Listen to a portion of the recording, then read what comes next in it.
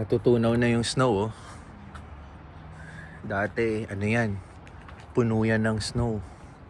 Itong driveway, yan, oh. Katulad niya, no. Tapos kita mo basang-basa. Unti na siyang natutunaw. Even itong harap natin, dati puting-puti yan. Ngayon, nakikita mo na yung color green na damo. Yan, ito.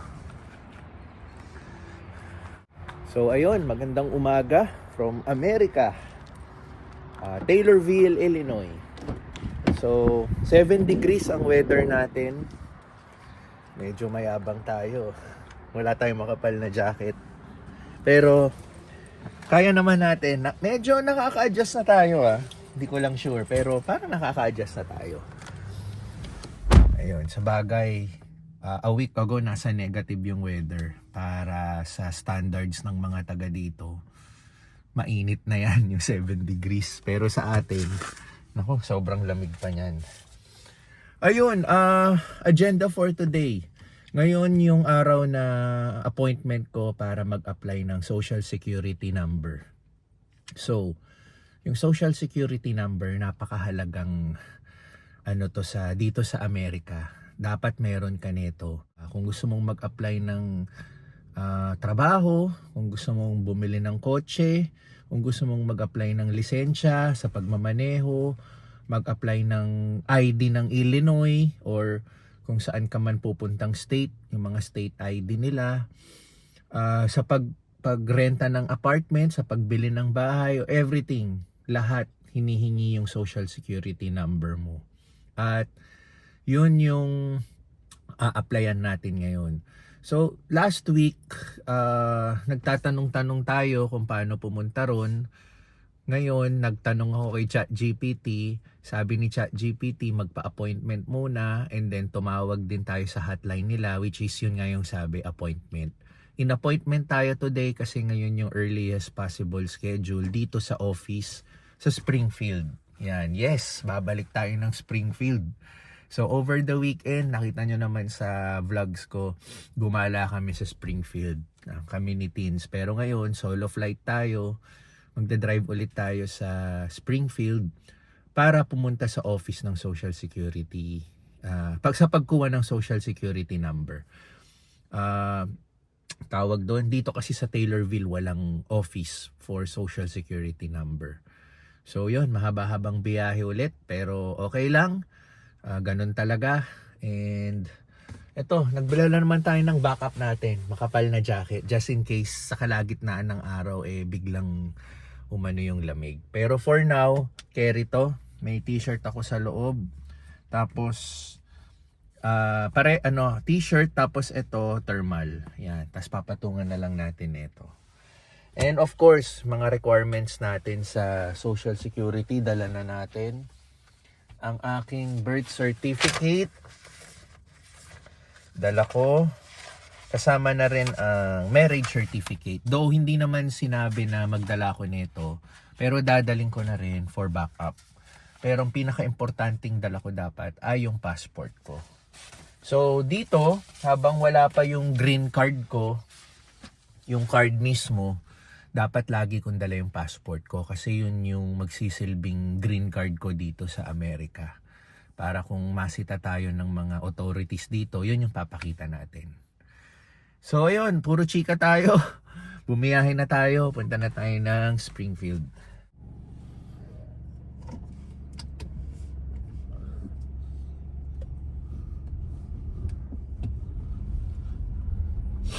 Turn right onto Abe's Way. Ayan, Then you'll kita mo take your yung first left onto Kennedy Drive, Morrison Drive. Ayan, nakita mo naman yung kalye, no? Basa. Ayan yung mga natutunaw na snow. Pero makikita mo pa rin yung mga... Turn left onto Kennedy Drive, Morrison Drive. Then at the next stop sign, you'll turn right. Ayan, nakikita mo naman yung mga bloke pang mga snow. Namumuo pa. At the stop sign, turn right onto East Main Cross Street. Then at the next light, you'll turn right.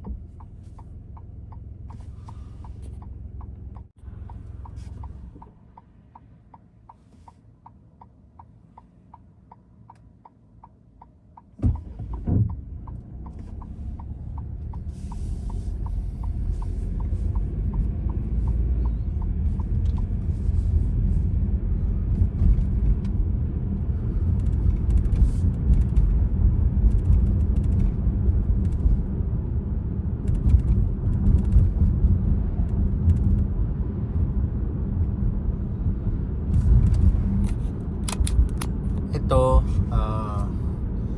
madadaanan natin yung mga establishments dito sa Taylorville. Yan. Para makita nyo na rin. So, ayan, dito sa kaliwat kanan natin, mga residential house. Tapos, kahapon, nagpagasolina tayo. Dito tayo nagpagasolina sa Casey's General Store. Yan, bandang kaliwa. Gasoline station din yan. So, pag naghahanap kami ng mga apartment or bahay, kung pwede, dito lang sa area na to. Dito, isa to sa spot na tumitingin-tingin din kami. Pero as of now, wala pa kaming makita. So, tuloy pa rin yung paghahanap namin, no? So, ayan, tingnan nyo na lang muna anong meron dito sa Taylorville. Kaya tapos mamaya sa bandang kanto, doon na magsisimula yung mga commercial establishments, mga kainan, yan, ano pa ba? May gym, yun. Kahapon nga pala, nag-gym nga pala ako, nag-trial ako, no, sa gym. In a quarter mile, turn right onto North Webster Street. Yun yung isang ginawa ko, nag-free trial tayo sa gym. Ito, pa-flash ko sa screen yung pictures ko sa gym. Ayan. So ito, malapit na tayo sa malapit na tayo sa mga establishments. Kumbaga ito yung sentro, yung street na to, hile-hilera na to. So ayan, makikita mo sa bandang kaliwa, may Subway, may Walgreens, tapos sa bandang dulo At the pag light, dinerecho turn mo. right onto North Webster Street. Yan, pag dinerecho mo may McDonald's. Pero dito tayo sa dito tayo sa kanan. So more establishments dito. Pag kanan mo makikita mo si KFC. Yan. Tapos yung gym dito, magta-turn right ka, matutumbok mo yung gym dyan. So ito si Taco Bell. Tapos niyan si Wendy's. Tapos dito sa left side, mga residential ulit. Yan. Maliit lang talaga tong lugar dito sa Taylorville. Kaya yung mga nakikita nyong establishments, yan na yun mismo. Walang malaking mall dito.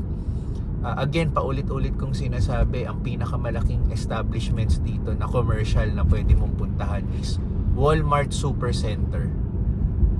Ayan. So, stop muna tayo. Tapos, ayan, sa dulo, Dairy Queen.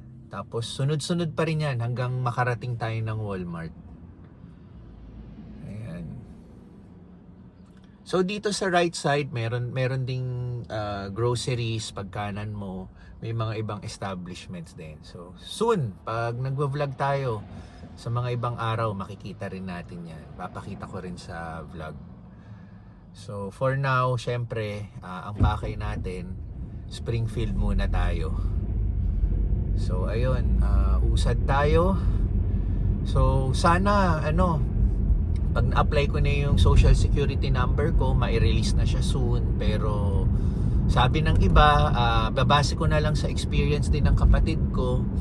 Yung nasa Tennessee, nakuha niya yung social security niya after 3, 4, or 5 weeks. Parang ganun katagal bago siya talaga nakakilos ng mga kailangan niyang gawin. So, same yung magiging senaryo natin.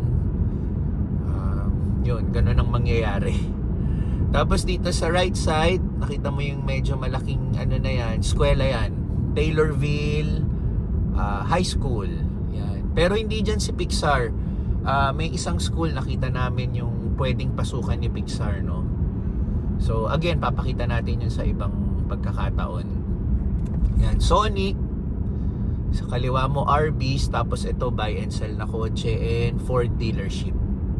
So malapit na tayong lumisan sa Taylorville.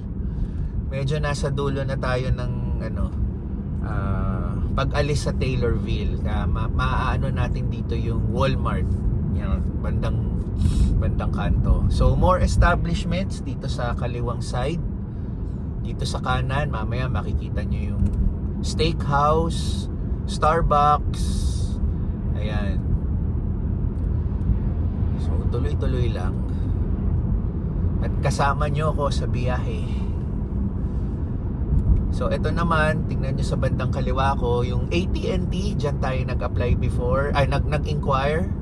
So ito na yung Walmart sa bandang kaliwa. Medyo malaking Walmart yan dito sa Taylorville. And then sa right side, buy and sell ulit na kotse and Chevrolet dealership and GMC yan. So ito na, isang mahabang straight papuntang Springville, 22 miles straight lang. Tapos ang takbo natin is ayan, nasa 65 miles per hour. So paspasan na to. Dito na lang tayo sa bandang kanan kasi slow vehicles tayo. Maraming gustong humataw katulad nito. 45 lang yung speed pero ito medyo mabilis to. So ayun, nakikita mo yung lupain, no? Kaliwat kanan. Last week yung dumating ako dito, kulay puti pa yan, puro snow yan. Ngayon color green na, nakikita mo. Medyo gumaganda na yung view natin. Pero maganda naman yung view na snow yung nakikita mo rin sa paligid, puro puti, no? Pero ito, mas ma-appreciate mo yung nature, yan, color green.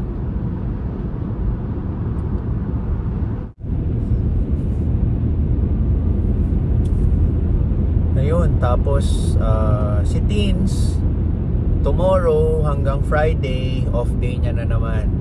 Papasok siya weekend. So ang mga gagawin namin bukas, apartment hunting pa rin. Kasi kailangan talaga namin makahanap na ng apartment. Sa ngayon, napakahirap talaga maghanap. Lahat ng mga tinawagan ko, karamihan walang vacancies. Lalo na para sa aming dalawa. At soon, parating si Pixar, di ba? Pag sinundo natin siya sa April. Pero yun, think positive lang, no? Makakahanap din tayo. So tomorrow meron kaming isang viewing, and then later on, pag natapos agad tayo ng maaga dito sa appointment natin, may bibilin lang ako saglit. Kailangan ko bumili ng tsinelas yung mga mumurahing tsinelas lang, pang loob ng bahay. Kasi yung ginagamit ko ngayon, hotel sleepers pa nung yung nag-check-in kami sa Hyatt sa San Francisco. Medyo malalaspag na. Kaya bibili na ako ng tunay na tsinelas. Ayun. Yung tsinelas ko kasi sa Pilipinas, iniwan ko pa yung paborito kong ginagamit. Iniwan ko kasi pagbalik ko ng April, yun pa rin yung gagamitin ko. Kaya, ayun. Bibili lang tayo yung mga mura lang, hindi naman kailangan branded. Basta may magamit lang tayo. So, yun na yung gagamitin ko dito hanggang mapudpud. So, ayun, tuloy pa rin tayo nagmamaneho. Isang mahaba to Ayun, dito ang kalaban mo rito, antokin ka kasi isang straight lang Tapos ang ganda ng kalye, parang alam mo yun, yung napaka-komportable mong nagmamaneho, napaparelax ka. Yun, hindi tulad sa atin sa Pinas, diba? Maya't maya liliko ka, tapos lubak-lubak yung kalye, kailangan mong yung reflexes mo dahan-dahan kasi kung ayaw mong malaspag yung kotse mo. Ayun, mga kaibigan ko nga sinasabi nila yung ball joint, lagi nila ako niloloko, mga parts ng kotse. Ayan. So ayun, according dito sa ating Google Maps, 25 minutes pa. So ang appointment natin alas 10 ng umaga. So pagdating natin doon, may halos isang oras pa tayo. Talagang inagaan natin kasi ayaw natin nalilate, lalo na dito, di ba? Hindi natin teritoryo to, kaya kailangan hanggat maaari maaga ka. So gagawin ko na lang, tambay, mag-edit na lang ng vlog.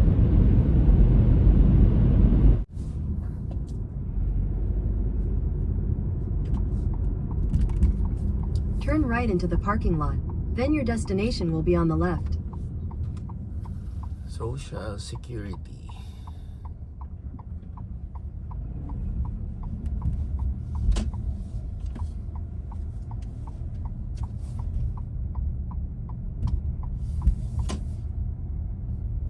Head south.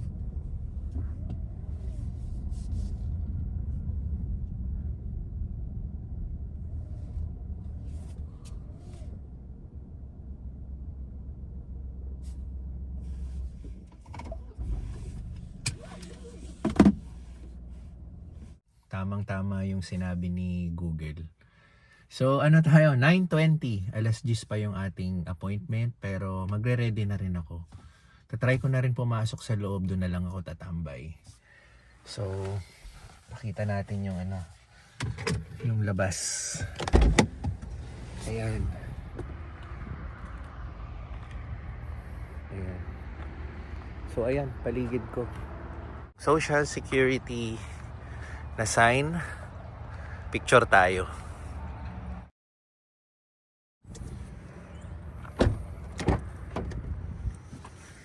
Ready na tayo ng ating papeles.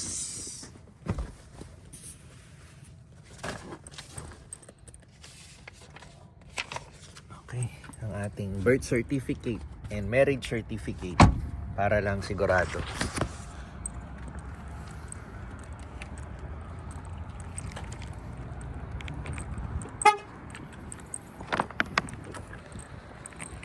Pasok na tayo. Weather natin is 10 degrees. Kaya na yung ganitong outfit, di na natin kailangan nung makapal-kapal na jacket. So, eto. Appointment needed. So, may appointment na tayo ngayon. So, eto siya. Social Security Administration.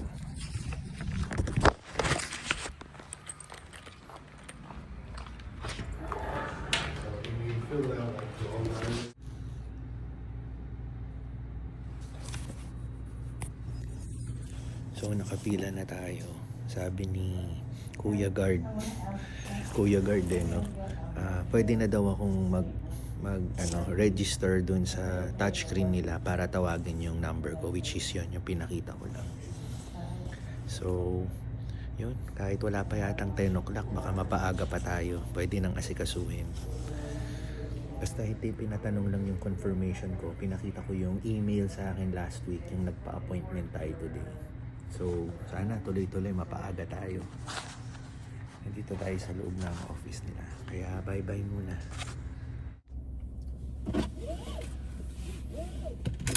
Okay. Tapos na.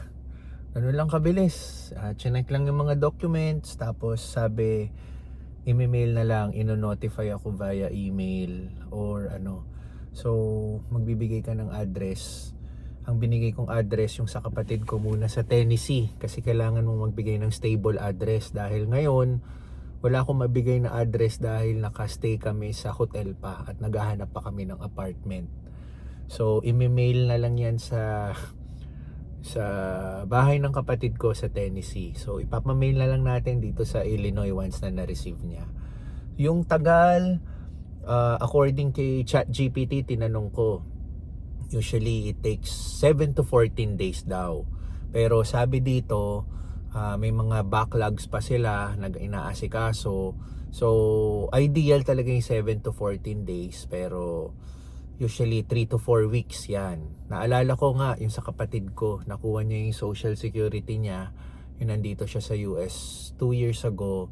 After 4 weeks pa yata. So, ayun. Yun na lang isipin natin, di ba? Kung yung standard na 7 to 14 days dumating sa atin, edi ayos, 'di ba? Si Teens nga, magto 2 weeks na rito, wala pa yung social security number niya. So, pero nandun pa rin siya sa threshold ng 7 to 14 days. Pero yun nga, 'di ba? Asahan na lang natin matagal para hindi tayo masyadong umasa. Best kung dumating ng maaga. So ayun, titingin muna ako ng tsinelas ko. At ewan ko kung anong pwede pa natin magawa for the rest of the day. Pero i-check ko rin yung isang apartment for rent dito sa Taylorville pagbalik ko doon para ma-scout natin yung lugar, no. Anyway, yun lang muna. Itong vlog na to is sa pag-apply natin ng Social Security. Ingat.